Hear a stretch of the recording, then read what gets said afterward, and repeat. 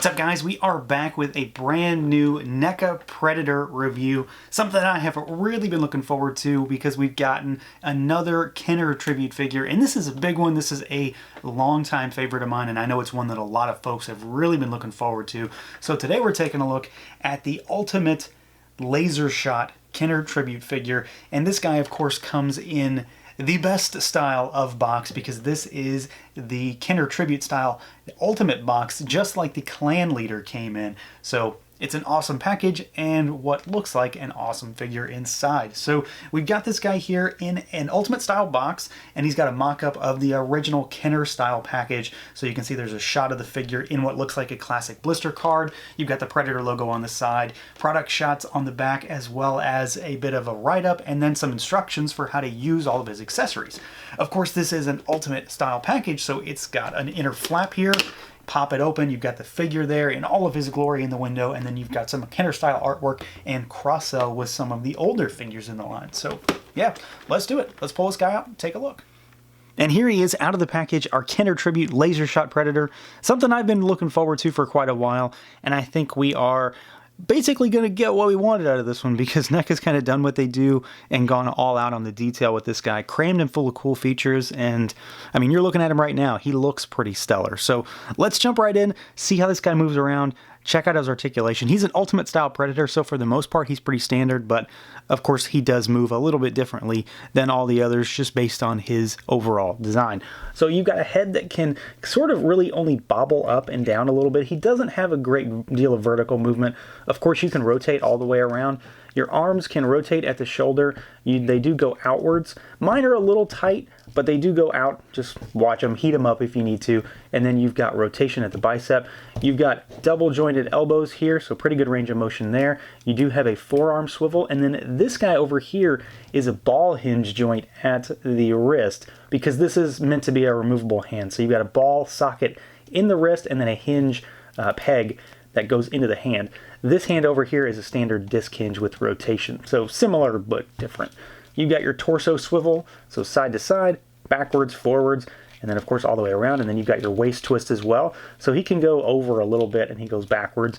The legs go out, but you've got rubber pieces to contend with here. Nothing too crazy, but you just have to kind of work them to get them in the right spot. You've got a kick forward and a kick back, and then of course you've got a thigh cut up in there. We've got our double jointed knees. He has really big shin armor, so it does get in the way. And then you've got your rotation, and you've got your hinge back and forth, and then rocker on those ball pegs that we have pretty standard down at the ankle. So he is, for the most part, a pretty normal Predator with just a few little things because of that wrist joint, and then just some limitations based on his armor and overall design. Now, all that said, and while I'm sure this isn't anything as surprising as of late, when it comes to this figure, it's all about the looks for me, and I don't know how it could be anything else for anybody else, really. This guy is all about the looks, the design, and just the color scheme, and all of the stuff that's going on with him, because he's covered in a bunch of stuff that we just don't see with Predators, and I think this guy is a really awesome, very unique example of some recent fantastic work that NECA has been doing with Predators. They've just been kind of knocking them out of the park one after another, but this guy is something special for sure. So we've got, for the most part, a kind of standard Predator underbody. So you've got your netting on the torso here, and you've got netting on the thighs. Of course, it's not painted like actual netting. It matches the skin tones of the actual flesh underneath, and that is really what draws me into this Predator to start with, because you have a nice two-tone look, and I've said it before, I really dig the Predators that have kind of the non-standard colors, the ones that aren't like the dark browns and the creams, but you're more blues and greens and stuff like that. And this guy has kind of a navy blue with a little purplish, periwinkle, lavender kind of inlay colors, which I think work really well. It helps bring out the sculpt. It helps him pop a little bit. But then on top of that, you have all of this crazy detailed armor with all of these bladed edges that are sticking out. It's almost, it almost looks like a techno-Egyptian kind of thing to me in some ways, if that makes sense. Like kind of something that you might see like in Stargate or something, which maybe is a little out there, but I think this looks really, really fantastic. I get the very updated aesthetic from the vintage Kenner toy, and it just looks great. Tons of sculpted detail all throughout the shin guards, throughout this crotch piece with a gigantic, almost endoskeleton, like, you know, Terminator style skull in the crotch, with which, if that's what that's supposed to be, it very well could be too. That's kind of a cool little Easter egg on NECA's part. Lots of paint detail, tons of wash, so there's varying layers of kind of dingy, dull golds, and then you've got more bright and vibrant golds. Not to mention the fact you have this very large torso piece up here, which leads to the nice big shoulder pads that are asymmetric, something that I really dig when it comes to Predator armor. And then he's got these two big gauntlets. So you've got his control panel over here, which is exposed, and two kind of blades that stick out, and his entirely armored hand here, which I think is fantastic. Great sculpt, great paint applications, nice style pose as well, and you've got a style pose hand over here.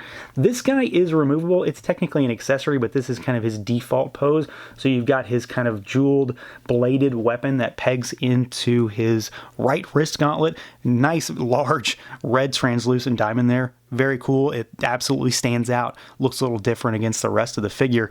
And then outside of the head, you've got this big guy on his back. So this guy is not called the Lasershot Predator for nothing. This guy is kind of the big thing. So this thing actually moves, and it is just seated in this chassis on the back of the figure, and you push it up, and then you can pull it forward, and these become two of his primary weapons. So you've got his plasma caster over here on his left, your right. This guy's actually articulated, so you can rotate it around. There's a ball peg in there, and it tilts in and out and side to side. And then this guy interacts with the whip harpoon style accessory that we get, which we'll talk about shortly. It's not articulated, but it's another asymmetrical design, tons of sculpt, lots of detail, and it's just an awesome looking weapon, and it's implemented really, really well here. There's no actual firing mechanisms on this thing, but it works really well to recreate those vintage action features. And then of course, we have got this crazy head sculpt. And this thing is obviously very, very different from most Predators outside of the norm. So you've got a very cybernetic look. Half of the head is covered in a, you know, techno style cybernetic implant, and then the rest is an exposed Predator skull with a little bit of a different paint colorway here as well, because you've got that darker blue and the purple, but then it fades into a almost green blue up here on kind of the plating at the top of the head. And then you've got some pretty distinct predlocks here as well. You've got the outer areas here, and then the top part is almost like a ponytail that hangs down the back, which looks really cool, very, very different as well. But of course, the big defining characteristic of this figure is the cybernetic side, and it's just as detailed, just as well painted as the rest of the figure.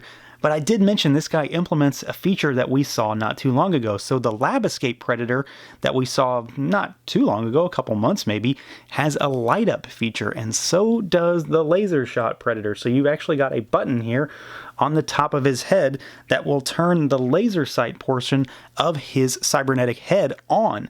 What's really great about this is that they implemented the button to be a part of that cybernetic implant.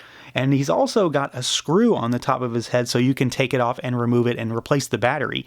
The only real downside I have to this entire thing, because the screw is actually implemented really well, it's right here and you might not even be able to make it out, is that the screw is silver and the head is gold, obviously. So I wish it would have been a gold screw, but it still works really well. It's integrated here in a way that they tried to keep it as, you know, hard to see as possible. And it's definitely there and you can definitely see it, but it's certainly not sticking out and it's not a garish looking design. I think they did a really good job with this. I loved the light up head on the Lab Escape Predator, and I'm even more excited about this one just because of the fact that it absolutely ties in to one of the big themes when it comes to this Predator's overall design. Now, as far as accessories goes, this guy isn't maybe as crammed full as most Ultimate style Predators are, but everything this one has is very well put to use. So you've got a number of ways to change him up. So to start with, you've got the alternate version of the little diamond blade over here. So this is the shielded version, and it's just a disc of translucent pink plastic. I think it looks great. Ties into the laser aspect of the character because it's kind of a laser shield, and it just looks cool. Translucent plastic always does it for me.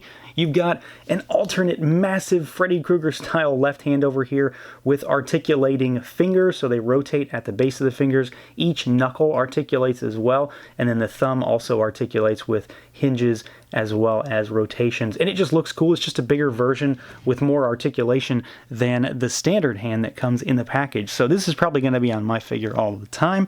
We of course have got a biomask for this guy, and it's done up in a little different shade of metallic, kind of coppery gold. It's not copper, but it's certainly not regular gold, and it covers most of his head, but it does not cover the eye. And if you put it on well enough, you won't trigger the light to come on, and then instead you can just push back on the mask and you can make it come on, and then you'll still see the light shine through, which I think is awesome because this guy doesn't necessarily need a second head, so just to be able to pop this mask on works really, really well for me.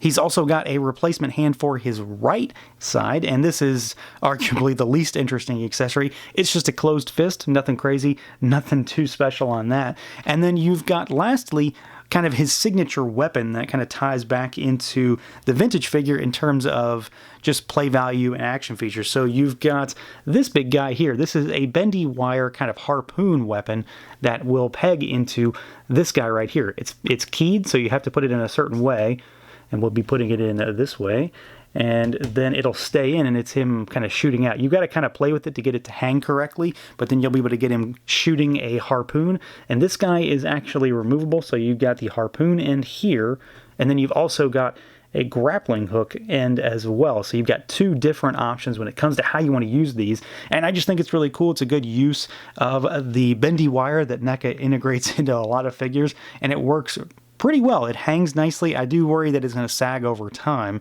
but it's really cool, and it gives you a way to play up that vintage action feature without, of course, still having the action feature. So at the end of the day, this guy both meets and exceeds my expectations and hopes for this figure. I again have been really looking forward to this one. I have a lot of nostalgia for that vintage Kenner line of figures. It was just something that I played with a lot as a kid, and I still really like those designs.